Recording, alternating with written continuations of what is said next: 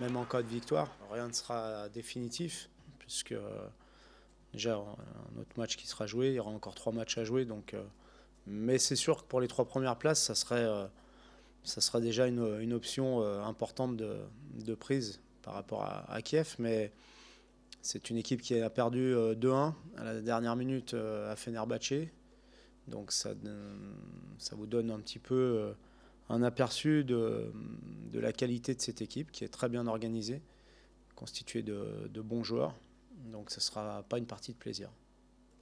Le problème, c'est qu'ils ont plus de joueurs étrangers. Donc c'est pour eux aussi un handicap, plus le contexte en ce moment qui n'est pas l'idéal pour eux, évidemment par rapport à la guerre, par rapport aux conditions d'entraînement, par rapport aux conditions des matchs qui se déroulent la plupart du temps en dehors de leur pays, donc ils ont beaucoup de trajets à faire.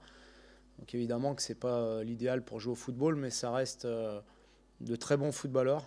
C'est un pays de football qui a toujours formé de très très bons jeunes joueurs, de très bons joueurs, avec une mentalité, et je pense qu'en ce moment ils ont encore plus envie de montrer que c'est un peuple fort. Donc on s'attend à une opposition très compliquée demain.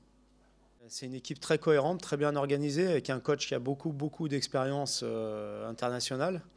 Donc on voit qu'il y a des principes de jeu très ancrés, très bien assimilés par les joueurs. Donc c'est pour ça que je suis très méfiant et qu'on s'attend à un match difficile. Mais tous les matchs de Coupe d'Europe le sont. On est préparé à ça. Il y aura notre public derrière nous, encore plus nombreux que contre le Fener. Donc on a envie aussi de montrer qu'on sera présent, de leur donner encore une fois beaucoup d'émotions, beaucoup de plaisir. Je l'ai souvent dit, on a un groupe de qualité et en quantité suffisante pour pallier aux diverses absences ou aux diverses méformes qu'il peut y avoir dans une saison. Et Lorenz a déjà répondu présent par le passé. Donc j'ai aucun doute sur ça. Ce que j'attends, c'est qu'il joue avec ses qualités, qui sont différentes de celles d'Amari, mais qui s'exprime comme il l'a toujours fait, avec la confiance, avec ses qualités, et à travers le projet collectif. Mais là-dessus, j'ai aucun doute. Et s'il est là, c'est pour qu'il vous explique un peu mieux ce qu'il va faire demain. Forcément, c'est 2 semaines où j'ai la chance d'avoir un peu plus de temps de jeu. Après, c'est aussi dommage pour Amari, c'est regrettable parce que après c'est le foot. Mais ouais, franchement, je suis content. Je suis dans une phase toujours d'apprentissage. Et rien que quand je regarde jouer celui qui est devant moi, en l'occurrence Amari, j'apprends sur n'importe quoi, que ce soit sur les matchs, à l'entraînement. Donc je suis pas impatient, je suis prêt. S'il y a besoin, je suis prêt, mais pas impatient.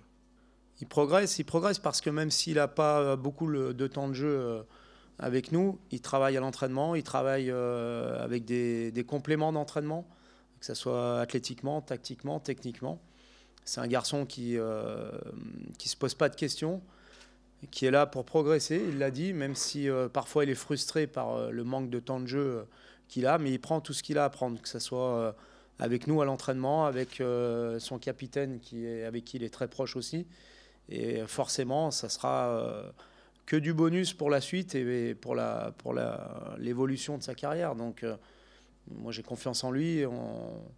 On sait que c'est un jeune joueur encore, mais sur qui on comptera dans l'avenir ici au Stade Rennais.